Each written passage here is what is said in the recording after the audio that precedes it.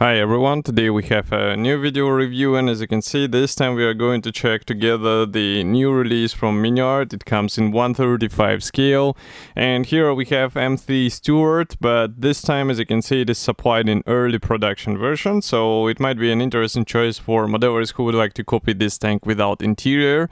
And otherwise, this kit should be nicely detailed on the outer edges, so exterior should be a good looking thing, and that's why I decided to take a closer look with you in this video review. So first of all, you can notice that the box size, I would say it's typical for such release from Miniart. Here is comparison with my hand. We have nice box art with some zebras on the background. We also have the kit number here, 35412.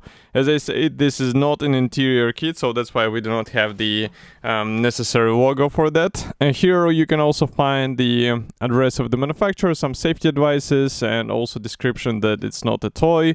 And on the opposite side, you will find the cartograph logo and the decals map, as well as the 6 marking options which are included here. So this is a top opening box, and if I open it, inside we have plenty of available space, I would say. So as you can see, parts should arrive to you intact. I really doubt that they will be somehow damaged during the shipping, unless somebody will step on the box.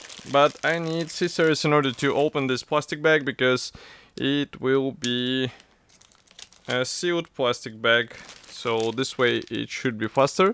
In the meantime, I can remind you that I checked the previous versions of this Stuart as well, and they were quite nice, so it's worth checking them too, because I have the videos on the same YouTube channel you are watching at the moment, so definitely check them out if you would like to have some other versions together with the one which you are watching at the moment.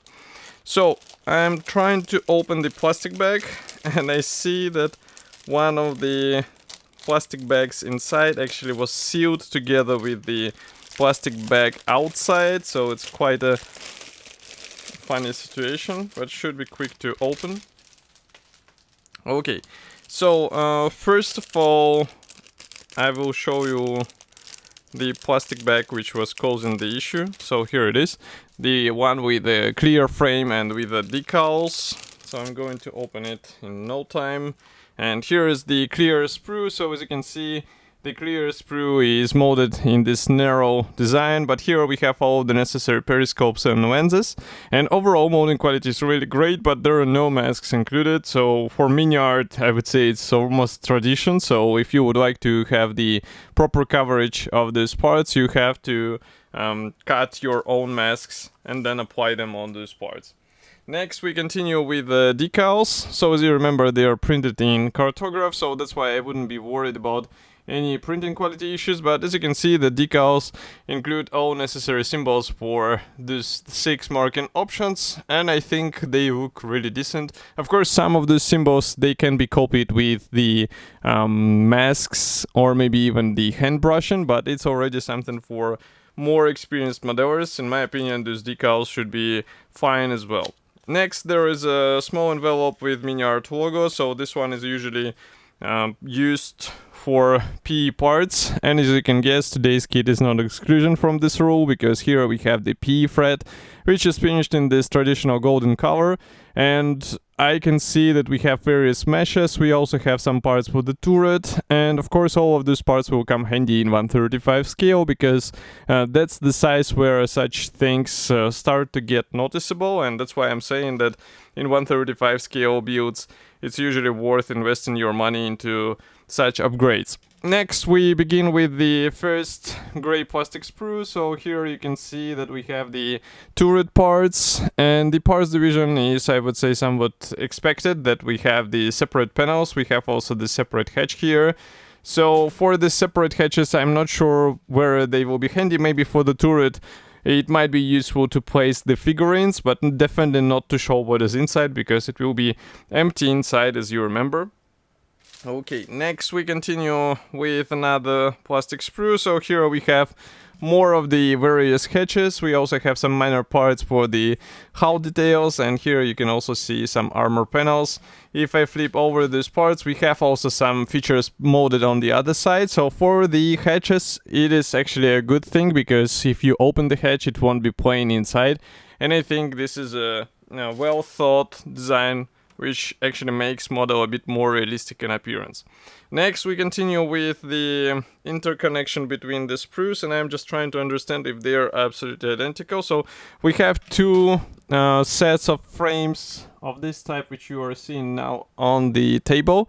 So here you can see that we have the track links. These are not the separate tracks. So you have them in the necessary lengths, they're pre-shaped, and in my opinion such design will be easier to handle, it should be faster to assemble, and still these plastic tracks will look better than the typical vinyl offering, which some brands are still including into their kits. We also have here the parts for the suspension bogies. Those are the road wheels, which are molded together with the rubber sections, as you can see here.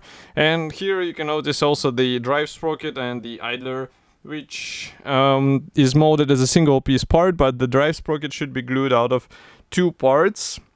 And we have attachment points right on the teeth, so such design should be easier to separate of the sprue. But overall, I really like the design of this kit, because as you can see, a lot of things are actually included out of the box. You don't have to go for aftermarket, for example, to replace the tracks. You just use the standard parts and you should be fine. Okay.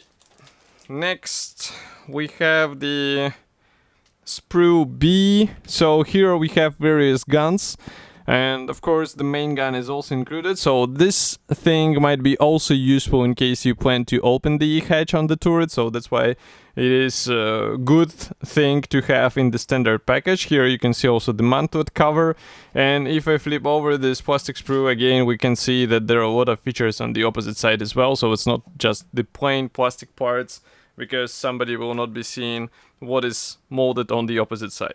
Next, we continue with the Pioneer tools. Here we have, I would say, somewhat recent approach from Miniart. It means that we have two options for the tools, one with pre-molded clamps and one without the clamps, so that you can replicate them with PE parts. And of course the final decision is after you, but I think even the pre-molded clamps look fine. It's just a matter of careful painting of those parts, of those tools, and you should be good to go with those things installed onto the model. I'm looking at the next frame, which is slightly bigger than what we saw before.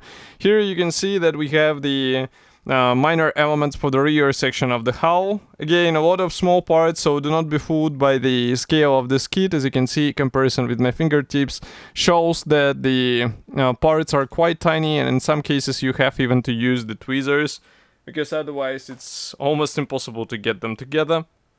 And last but not the least is this plastic sprue, which is, I think, the biggest in the kit. So let's zoom out a bit. As you can see, that's the panels for the lower hull section.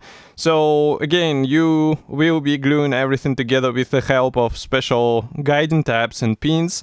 So this thing is more or less covered, I would say. Those elements should help you with alignment. And we also have some pre-molded rivets, which really deserve some weathering, because rarely those side panels of the tank were staying in a clean condition. We also have some internal features. This is more for the interior kit, but in case you would like to open one of the hatches, at least something will be inside. But as I said, there is no, for example, driver's seat, no gunner area, etc., etc. So you should consider this thing as well, because, well, it is just a classic plastic kit of the tank without interior. Next, we continue with assembly manual. So here we have the large cover printed brochure. On the cover you'll find a short list of the features. Next, we continue with the parts map, and also here we have decals and the P fret. Assembly process starts with the floor panel. Here we join the side armor panels, front wall one and also the rear one. We also install the separate hatches, and as you can see, they're shown in a closed position. There are also some PE parts going in place, as far as you can see. And next we proceed with more hatches being installed. So as you can see here, we have actually the separate designation that you can open the hatch if you need. And these are actually the windscreen glasses, which are rather large, I would say. I didn't think that they were so big on this tank before. Next, we continue with the machine guns being installed. We also have the parts for the top hull section or roof panel, let's say. Antennas, of course, the metal wire will be sourced from your materials, and as you can see, the length is specified here, but they do not specify the thickness, so you have to guess or whatever type looks up to scale. Here we assemble also the drivetrain bogies. We continue with the hull parts and tracks installation, and then we install the mud guards, some of the items which are going onto the side skirts. Here you can see the assembly of the turret, so that's exactly the main gun which I was talking about. It's quite nicely detailed, so maybe that's one of the reasons to open at least one of the hatches on the turret.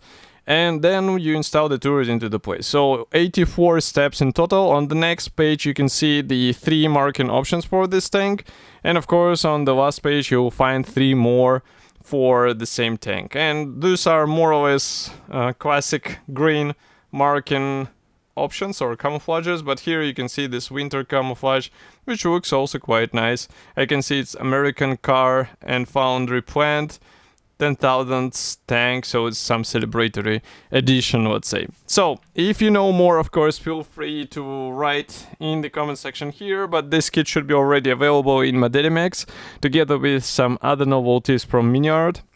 And of course I will be happy to hear your opinion about this kit, so do not forget to subscribe and like this video if you would like to support me, and I will see you in the next video review as usual. Thank you for joining me today, and bye.